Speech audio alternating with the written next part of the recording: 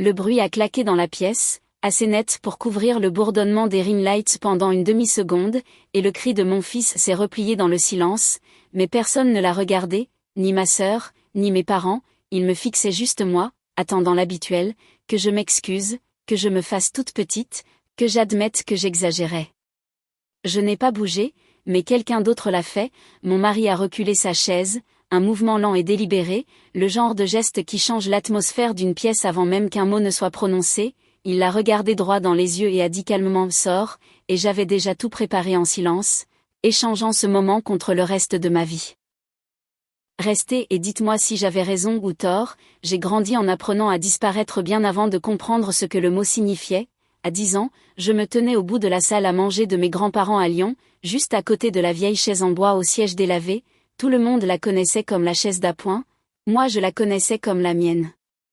De là, j'observais ma sœur Chloé, de 2 ans mon aînée, plus bruyante, déjà traitée comme si un projecteur la suivait, être placée au centre de chaque photo de famille. Ma mère, Catherine, arrangeait ses cheveux, relevait son menton et disait « Là, c'est parfait », et si je m'avançais, elle me guidait en arrière d'une main douce et d'un sourire exercé en disant « Laisse ta sœur briller ».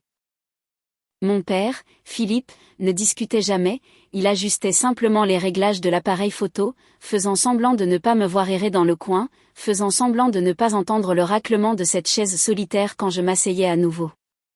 Le schéma n'a pas commencé là, mais c'est le premier endroit où je me souviens l'avoir senti dans mes os, quand j'ai rapporté un prix d'excellence du collège. Chloé a accidentellement renversé du jus de fruits sur le diplôme, maman s'est précipitée pour la réconforter elle au lieu de vérifier comment j'allais, disant qu'elle ne l'avait pas fait exprès, elle a dit « Tu sais que ta sœur est sensible », j'ai entendu ce mot plus souvent que mon prénom, chaque fois que j'hésitais, que je posais une question ou que j'existais simplement au mauvais moment, maman le murmurait comme un diagnostic destiné à excuser tout le monde sauf moi. La contribution de papa était une neutralité calme et constante, « N'en fais pas toute une histoire », murmurait-il, cette phrase m'a suivi toute mon enfance comme mon ombre, proche, inévitable, écrasante. À l'adolescence, le fossé s'est creusé, quand Chloé voulait des places de concert au Zénith, on m'a dit de donner l'argent que j'avais économisé en faisant du babysitting, « Tu es doué pour gérer ton budget », a dit maman comme si la responsabilité était une ressource naturelle que je leur devais. Quand j'avais besoin qu'on m'emmène pour un projet de groupe au lycée, ils ont oublié 2 fois, la 3e fois papa a simplement dit « Demande à ta sœur », même si elle était déjà partie avec des amis en scooter. Quand j'ai eu 18 ans, je pensais que l'âge adulte briserait le schéma, ce ne fut pas le cas, lors des dîners de fête, les histoires de Chloé remplissaient la table, si je parlais, quelqu'un m'interrompait, si je n'étais pas d'accord, la pièce se raidissait, « Camille, tu analyses trop les choses », disait maman, et c'était encore là, le signal pour me taire avant que toute la table ne se retourne contre moi. Les années ont passé, j'ai déménagé, construit ma propre vie, mes propres rythmes, mais la vieille programmation est restée, recule, adoucis-toi, ne perturbe pas l'équilibre qui protège tout le monde sauf toi, je n'ai pas pleinement vu le coup de ce silence jusqu'à la naissance de Léo.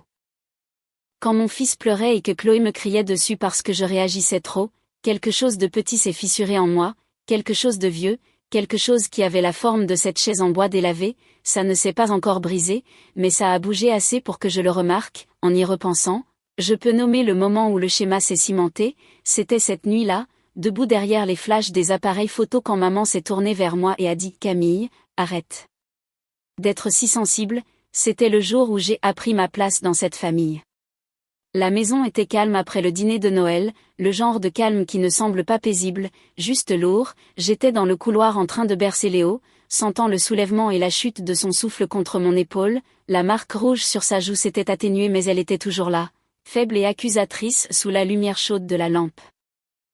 J'ai entendu des pas derrière moi, lents, confiants, je n'avais pas besoin de me retourner pour savoir que c'était Chloé, ma sœur s'est arrêtée à quelques mètres, les bras croisés, sa voix déjà façonnée dans le ton qu'elle utilisait chaque fois qu'elle voulait gagner sans avoir l'air cruel. « Tu as fait une scène », a-t-elle dit. « Honnêtement Camille, tu exagères encore. » Le mot a atterri comme une vieille échymose qui se rouvre, je n'ai pas répondu, j'ai ajusté Léo dans mes bras, pressant ma main contre son dos, laissant le mouvement m'ancrer, le silence mettait généralement fin aux disputes dans notre famille parce que le silence signifiait la reddition, elle l'attendait comme elle le faisait toujours, quand elle n'a pas obtenu la réaction qu'elle voulait, Elle a soupiré bruyamment comme si je la dérangeais.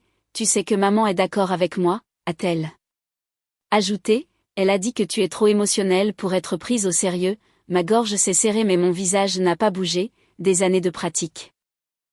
Chloé s'est approchée, baissant la voix. Si tu veux que cette famille reste normale, Camille, arrête de tout transformer en drame. Tu nous as embarrassés, nous? Comme si je vivais à l'extérieur d'une porte qu'il continuait de fermer, j'ai déplacé mon poids, sentant le mur contre mon omoplate, le papier peint sentait légèrement la cannelle des bougies de fête. Pendant un instant j'ai juste écouté le cliquetis lointain de la vaisselle, un rire venant de la salle à manger, l'expiration lente et régulière de Léo, tout le reste semblait aiguisé et mince. Je l'ai finalement regardé, pas avec colère, pas avec peur, juste avec clarté, calme, froide, nette. Elle a cligné des yeux, confuse par l'absence d'effondrement. Tu m'as bien entendu, a-t-elle demandé. Je t'ai entendu, ai-je dit, ma voix stable, et quelque chose a changé dans son expression. Elle ne savait pas pourquoi mon silence semblait différent cette fois-ci, elle savait seulement qu'il ne pliait pas. Quand je suis partie, elle n'a pas suivi, elle n'a pas compris qu'au moment où elle m'a traité de dramatique, le scénario qu'ils avaient écrit pour moi toute ma vie a finalement commencé à se dissoudre. Je n'ai pas craqué, je n'ai pas explosé, j'ai simplement arrêté de me faire toute petite, et ce fut le début de tout ce qui est venu après. Je n'ai pas quitté la maison en colère, je suis partie avec Léo emmitouflé contre ma poitrine, son souffle chaud à travers le tissu, l'air froid se resserrant autour de nous comme si la nuit voulait me garder éveillée. Marc marchait devant, portant le sac allongé d'une main, son autre main planant près de mon dos, sans toucher, juste pour sentir. Il ne parlait pas, il n'en avait pas besoin, le silence entre nous n'était pas de l'évitement, c'était de la conscience. Une fois rentré à la maison, j'ai couché Léo dans son lit, son petit poing s'ouvrait et se fermait alors qu'il s'endormait, inconscient du chaos qu'il avait absorbé. J'ai regardé sa poitrine se soulever et s'abaisser, puis j'ai reculé vers le couloir où la lumière était plus douce. Mes doigts ont effleuré le bracelet à mon poignet, une vieille habitude, et quelque chose en moi s'est mis en place. Je n'ai pas pleuré, je n'ai pas vitupéré, je n'ai pas repassé la gifle en boucle dans ma tête, j'ai agi. Dans le salon, la lampe jetait une lueur calme sur la table basse, j'ai posé mon téléphone, l'ai déverrouillé et ouvert une note vierge. Mes pouces ont hésité un instant avant de taper la première ligne. 25 décembre, 19h14, Léo giflé. Puis j'ai ajouté les détails, l'angle de la ring light, la distance de la table, le moment où le cri de mon fils s'est arrêté. Les mots apparaissaient nets et tranchants comme une ligne droite coupée dans du tissu. Quand j'ai fini cette entrée, j'ai ouvert la galerie photo et fait défiler jusqu'à la photo que j'avais prise dans le couloir, la joue de Léo, la faible empreinte rouge, la lumière douce accrochant le contour. Je l'ai enregistrée dans un dossier intitulé Notes santé Léo. Ce n'était pas la colère qui me guidait, c'était la précision. Ensuite, j'ai ouvert le groupe WhatsApp de la famille et j'ai fait des captures d'écran de tout ce qui comptait, le texto dédaigneux de ma mère le mois dernier, les messages de Chloé sur le tournage de son contenu, Catherine me disant de ne pas gâcher l'ambiance avec mes inquiétudes. Chaque capture d'écran allait dans son propre dossier étiqueté. Après cela, j'ai ouvert le tableur que j'utilisais pour la gestion du ménage, j'ai créé un nouvel onglet Chronologie, un autre onglet Observation des témoins, un autre journaux de communication. Mes doigts bougeaient plus vite à mesure que la structure se construisait d'elle-même sous mes mains. J'ai replié mes jambes sous moi sur le canapé et je me suis penchée en avant, ajustant le plaid drapé sur la coudoir. La maison était calme à l'exception du clic doux du clavier et du bourdonnement sourd du radiateur. Marc est entré dans la pièce, s'est arrêté derrière moi et a placé une tasse de thé chaud à mon coude. Il n'a pas demandé ce que je faisais, il a vu les dossiers, les captures d'écran, la photo de Léo, il a seulement dit « Prends ton temps », puis a reculé, me donnant l'espace pour continuer. Je n'avais pas besoin de permission, j'avais besoin de clarté. J'ai créé un document pour toutes les notes médicales depuis la naissance de Léo, température, visite chez le pédiatre, habitudes alimentaires, non pas pour les utiliser comme des armes, mais pour le protéger, pour montrer la vérité sans élever la voix, pour construire quelque chose d'assez solide pour que personne ne puisse appeler ça de l'exagération. L'horloge au mur a passé minuit, j'ai continué à taper. À un moment donné, j'ai ouvert le dossier de facturation, paiement, reçu, la trace administrative habituelle de l'âge adulte. J'ai scanné les fichiers, notant les dates, les recoupant avec les conversations, alignant des schémas que j'avais ignorés par habitude, non pas parce qu'ils importaient directement pour ce qui s'était passé, mais parce qu'ils prouvaient quelque chose de plus profond. Je faisais le travail émotionnel et Logistique de cette famille depuis des années tout en étant traitée comme l'arrière-plan de ma propre vie. J'ai tiré l'ordinateur portable plus près, créant un dernier onglet intitulé simplement Recommandations. Ce n'était pas dramatique, ce n'était pas vindicatif, c'était une liste d'étapes pour les soins de Léo, pour les limites de communication, pour la sécurité, pour la vérité. Puis vint la partie la plus difficile, envoyer l'email, je l'ai rédigé lentement, lisant chaque mot à haute voix dans mon esprit, ce n'était pas une accusation, ce n'était pas une menace, c'était de la documentation, neutre, stable, factuelle. Je l'ai adressé à un conseiller juridique que j'avais contacté une fois auparavant lors d'un problème difficile de congé maternité, j'ai joint les dossiers, la chronologie, les photos. Mon curseur a plané sur le bouton envoyer, j'ai expiré une fois, profondément et calmement, puis j'ai appuyé, le bruit de l'email quittant ma boîte d'envoi sonnait comme une porte se fermant doucement, pas dramatique, juste définitif. Marc est revenu, s'appuyant contre l'encadrement de la porte. « Tu es sûr ?» a-t-il demandé. « Oui, ai-je dit, j'ai fini d'être la seule qui se souvient de ce qui s'est réellement passé. » Je me suis levée et étirée, sentant la douleur dans mes épaules pour la première fois. Le salon avait l'air comme d'habitude, lampe, canapé, jouets dans un panier, mais l'air semblait différent, comme entrer dans une pièce qui venait d'être nettoyée de quelque chose d'invisible.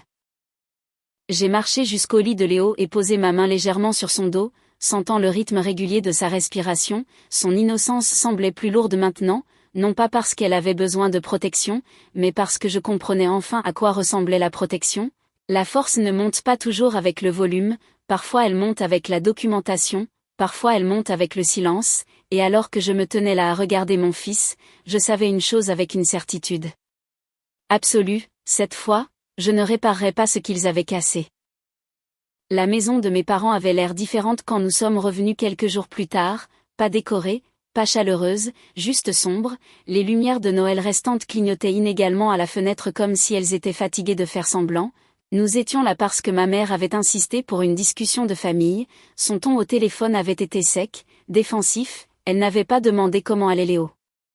Marc portait Léo dans son siège auto, le posant doucement près de l'entrée, j'ai gardé mon manteau, l'air dans la salle à manger sentait encore légèrement la cannelle et quelque chose de métallique, la ring light du dîner de Noël était posée sur le sol, débranchée, ses pieds écartés comme un trépied cassé. Chloé était déjà à la table, les bras croisés, l'expression répétée quelque part entre l'indignation et l'innocence. Ma mère planait derrière elle comme pour la protéger d'une accusation que personne n'avait encore prononcée. Mon père ajustait une chaise mais ne s'asseyait pas, regardant Marc avec une prudence méfiante qui n'existait pas auparavant. « Camille, » a commencé maman, « nous pensons tous que tu as mal compris ce qui s'est passé. » La ligne familière, un script dans lequel j'avais vécu pendant des années. Avant que je puisse répondre, Chloé a ajouté « Tu as tout aggravé en envoyant cet email, tu nous as pris en traître. » Je l'ai regardé, puis la même table où mon bébé avait été giflé, la même table où le silence avait été plus fort que son cri. Marc ne s'est pas assis, il a placé ses deux mains sur le dossier d'une chaise, la tension dans ses bras contrôlée, contenue. « Nous sommes ici pour que tout le monde puisse entendre la vérité ?» a-t-il dit d'une voix égale. Maman a ricané « La vérité ?» Camille a toujours. Elle s'est arrêtée quand Marc s'est redressé, ce n'était pas un homme qui utilisait le volume, il utilisait la présence, et à ce moment-là, la pièce semblait plus petite à cause de cela. J'ai cherché dans mon sac et placé un dossier mince sur la table, pas de drame, juste du papier, photos, chronologie, capture d'écran, notes, tout propre, organisé, sans émotion. Mon père a froncé les sourcils. « C'est quoi toute cette documentation ?» J'ai dit calmement, puisque personne ne l'a regardé ce soir-là. Chloé a levé les yeux au ciel. « Tu es en train de monter ça en épingle. » Marc a coupé la parole, voix calme mais tranchante, elle a giflé un nourrisson. Les mots ont atterri plus lourdement que le dossier, le silence s'est propagé vers l'extérieur, j'ai ouvert la première page, une photo de la joue de Léo, la faible empreinte visible sous la lumière du couloir. Ceci a été pris 10 minutes après le dîner, ai-je dit, je l'ai envoyé à un pédiatre. Son évaluation est jointe, le visage de ma mère s'est tendu. « Camille, tu n'avais pas besoin d'escalader ça, je ne l'ai pas fait, ai-je répondu, le système l'a fait. » J'ai glissé une autre page en avant, mes notes sur l'évaluation des risques, les conseils du conseiller juridique, la documentation qui existait maintenant en dehors du contrôle de la famille. Ce n'est pas pour punir qui que ce soit, ai-je dit, c'est pour protéger mon enfant. La chaise de Chloé a raclé brusquement. Tu me fais passer pour un monstre. Non, ai-je répondu, je montre ce qui s'est passé, Elle s'est levée brusquement, les yeux étincelants. Ta pathétique Camille, tu as toujours besoin de te sentir victime. Avant que la vieille douleur ne puisse monter dans ma gorge, Marc s'est avancé, lent, stable. Ça suffit, a-t-il dit, sa bouche s'est ouverte, prête à se battre. Il ne lui a pas laissé la chance, il l'a regardé droit dans les yeux, de la même manière qu'il l'avait fait la nuit de la gifle, et a dit les mots qui coupaient plus net que la colère ne le pourrait jamais. Sors. La pièce s'est figée, ma mère a haleté, la mâchoire de mon père a tressailli, Chloé s'est figée, prise entre l'outrage et l'incrédulité. Tu peux partir, a ajouté Marc, ou nous le ferons. Le pouvoir a changé de camp si doucement que cela ressemblait à un changement de température. Pour la première fois de ma vie, j'ai vu ma sœur chercher dans la pièce quelqu'un pour la défendre et ne trouver personne de disposé. Elle a attrapé son sac à main, marmonnant quelque chose dans sa barbe, mais ses yeux évitaient les miens, évitaient le dossier, évitaient la vérité. Elle est sortie sans se retourner, la porte a cliqué doucement derrière elle, un petit son avec le poids d'une faim. J'ai expiré une fois, stable, comme si j'avais retenu mon souffle depuis des années.